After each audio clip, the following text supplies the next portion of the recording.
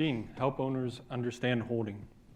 Yes, again, these backyard horse owners are going to tend to be more your novice type clients, although they're very hungry for knowledge and they want to learn if you're willing to take the time to teach them where to stand, how to hold the horse properly. And if not, a lot of times they're just plain going to end up getting in your way. So one of the things I always tell my clients is that it's a dance, but you just have to let me lead. So a lot of times I'm telling them to stand right, stand left, and get my way out of get out of my way there. It's one of those things that, you know, for as much time as they spend educating themselves on how to ride the horse, load the horse in the horse trailer, those horse whisperer videos just never seem to cover how to hold the horse for the vet or the farrier. So it's up to you guys. Duct tape's good though. And when I'm just going on from that, Dean, one of my pet peeves, if you're working under a horse and you can feel the horse like pulling away from you and leaning on you and all the rest of it, I'll just take a peek over my shoulder and you got the client just, they're not looking at the horse and they've got their phone, they're texting, updating their status and all the rest of it. Okay, and I always have to say something to the client because it's not fair on you and it's not fair on the horse. It's not helping the horse's education on standing for the farrier. If the owner isn't able to hold the horse, correctly and keep it standing as squarely as it possibly can, rather than they're on the phone and the horse is, biting your backside. All right. How about remembering the horses' names? Yeah, remembering the horses' names. This may seem like a really, a small, unimportant area. But in my experience, when you're working with backyard horses, I mean, a lot of these horses, they're part of the family. They're an extension of their own family. And I think a lot of these clients, they'd almost prefer you to forget what their names were and be able to remember what their horses' names are. Again, it helps you as a professional. They're thinking, wow, this guy really does care about my horses because, he hasn't seen his horses for maybe 6, 8, 9 weeks, but he remembers their names. So when you're up, maintain good records, write down what the horses' names are, and when you're working on the horses, refer to that horse's name, like, hey Bobby, come pick your foot up and all the rest of it.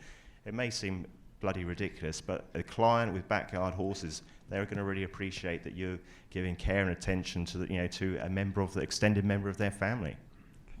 Pete, recommend bell boots. Yeah, a lot of these backyard horses, they're in kind of rough areas, maybe pins with wire down on the ground or out in a muddy field with rough spots in it, and a lot of them, they don't have very good feet, so you're trying to correct their feet and you have to extend some shoe out there. So I just to keep these horses, a lot of them are one that pull shoes pretty bad, so I always recommend telling the clients, hey, just put some bell boots on them. You get those cheap slip-on bell boots and just let them wear them 24/7, and it'll save a lot of pulled shoes. It saves you a lot of time going back, fixing shoes, and just makes things a lot simpler. Hey, Dean, monitor use of cross ties. Yeah, farriers and cross ties have sort of a love-hate relationship. I've met other farriers that just absolutely hate cross ties. I like cross ties. One of the reasons I like cross ties is, once again, I can get my owner out of the way. And I want to get my owner out of the way. And, a lot of times, too, as Mark was saying, too, you feel that horse leaning on you, and he's ducking this way, and he's going this way. Well, a lot of times that owner's too close to that horse, and now they're wanting to look for a treat from that owner. So a lot of times, if I'm working on a horse in cross ties, I actually just instruct everybody just to stay out of the way so that the horse can concentrate more on what I'm doing with the animal. As far as cross ties in general, not a fan at all of the elastic cross ties. I want something that the horse is going to be tied with solidly, although has some sort of breakaway that will let him move if we get in trouble in some way, but no elastic. Does the horse have a problem picking up its foot, Mark?